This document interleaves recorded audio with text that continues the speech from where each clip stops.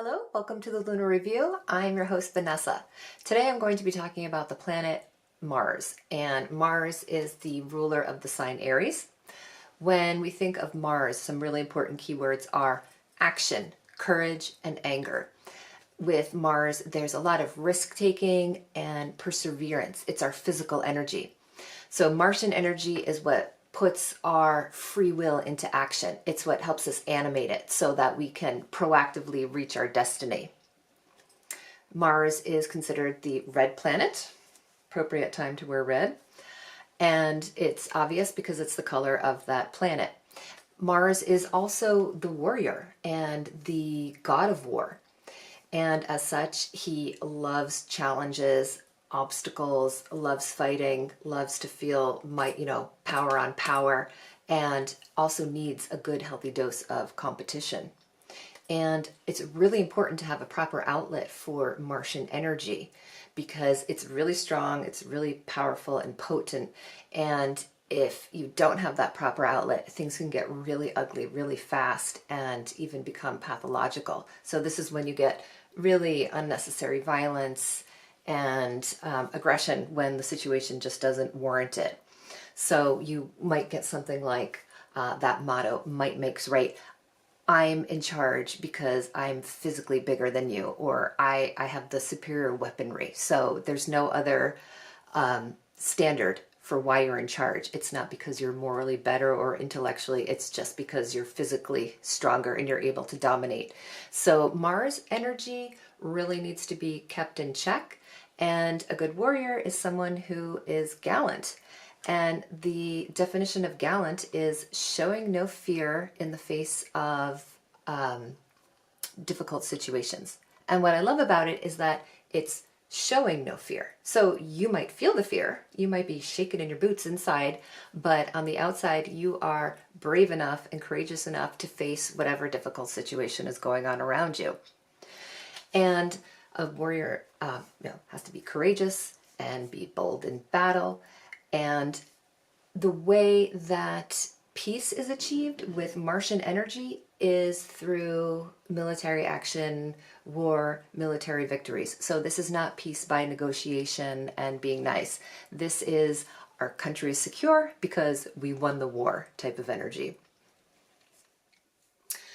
Mars also represents our survival instincts, and it is just this pure animal raw power. So it would be lust and sexuality. It is the urge to procreate. And this means also that the action that is taken, it's taken on instinct. So it's not a well thought out type of activity. It's not something that you've been ruminating over and thinking about and philosophizing over. This is activity or motions activity that's done on instinct. So this is what you need on the battlefield. This is what you need when you're alone on the street at night and you feel that you're in danger. It's that sensation when your skin is just tingling, your whole body is alive, your skin is like an antenna to what's going on around you so that you can instantly and correctly respond to anything. And it's when survival means doing the right thing at the right moment. In Roman times, Mars was the god of agriculture and also represented the male aspect of fertility. And what he is said to have done is quicken the crops. And quicken means to stimulate or restore life. An archaic definition is to cause a fire to burn, which is interesting because that's a very Martian activity. And there's another definition, it's the stage in a woman's pregnancy when she can first literally feel the fetus within her. So Mars, he quickens the crops, he stimulates them, he brings them to life through his virility, through his male sexual strength, through his life force. And I liken this to Mars being like semen or the sperm, and the field with the seeds in it is likened to the ovum, which is very yin. So we have the most primal, most fundamental relationship going on. We have yin and yang coming together to create life. And interestingly, Mars is the second smallest planet in the solar system. Mercury is the first. So Mars does not claim his power or title of the god of war by being biggest. I mean, Jupiter is an absolutely enormous planet, but Jupiter is considered very a beneficent planet. So Mars, so his power comes from his spirit, not from his size.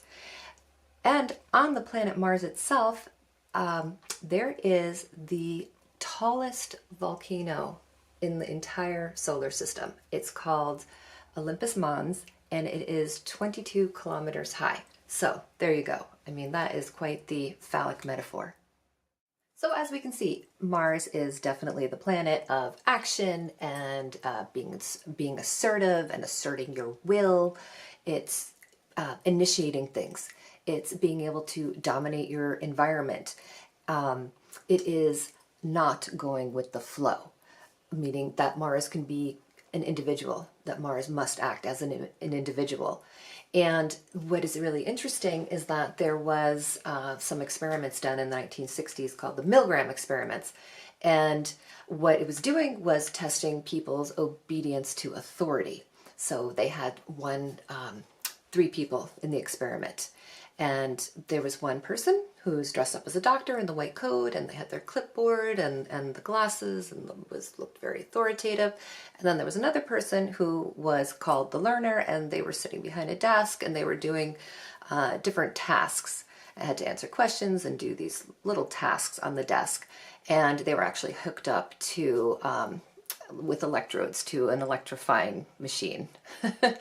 And then the third person, who was actually the test subject, was the person who was judging the learner, and if the learner did not perform their task well, then the doctor, the authority, would tell that person, okay, go ahead, shock them.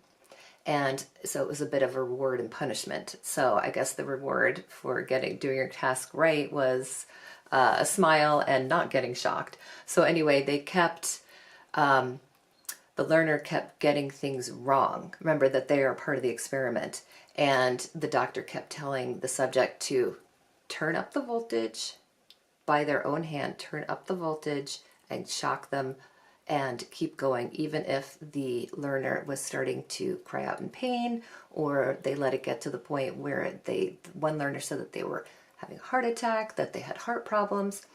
And it was very fascinating because in the beginning, they thought that a minority of the people were psychotic and would actually shock someone to the point where that person might die. But what they found was the opposite, was that 65%, the majority of people, actually listened to the doctor and took the shock up to the maximum. And of course, after this experiment, it became illegal to perform these kind of experiments because the test subjects, some of them actually needed incredible psychiatric help. I think a couple were even suicidal afterwards.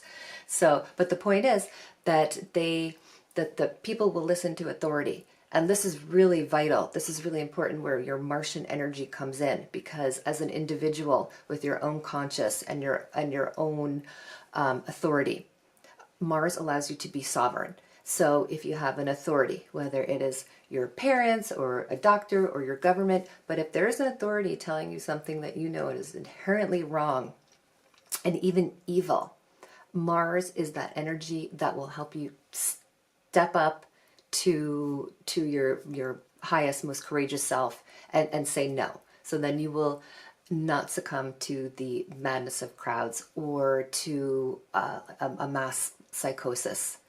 Mars is the part of you that can help you live up to your courageous ideals and not be part of the herd too, because being part of the herd is where the safety is. But Mars takes care of its own safety and doesn't have to seek safety within a delusional crowd. So this is why Mars energy is really important and very, very, very important to nurture. You can look to see where Mars is located in your chart, because where it is located will tell you how you express those really yang characteristics. So that means how comfortable you are taking the lead, being in charge, being the authority, how well you initiate things, what fires you up, where you might have a surplus of energy. It's your temper. Is it on a little fuse, or are you more steady? It's what angers you and motivates you and puts you into action. It's your daring and how you dominate your environment and how you exert your will. And it's also your fighting style and your reaction to adversity. The glyph for Mars is actually a circle with what looks like an arrow shooting out of it. And the circle represents unity, wholeness, and oneness. And so we have the arrow, boom, cutting right out. It's the process of birth. And my gosh, we all know how messy the process of birth is. But it's what you have to do to separate. And the arrow is going straight and to the point and has a singular focus.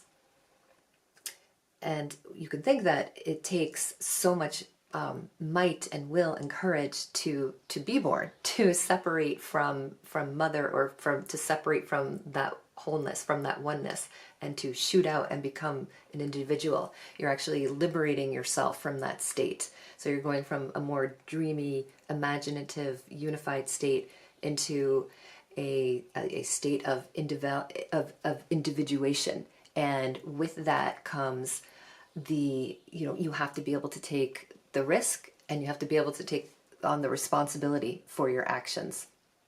So I'm going to end with a quote that is, security is mostly a superstition. Life is either a daring adventure or it's nothing. And that quote is by Helen Keller. So as always, enjoy your time, and I will be back again. Thank you for listening.